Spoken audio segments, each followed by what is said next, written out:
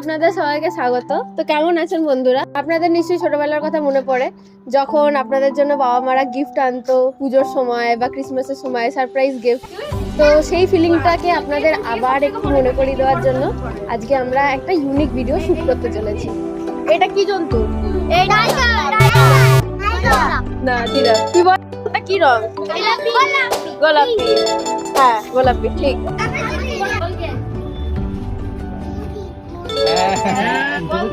এই তিনটে নাম্বার যোগ করলে 6 হবে। তিনটে নাম্বার কি?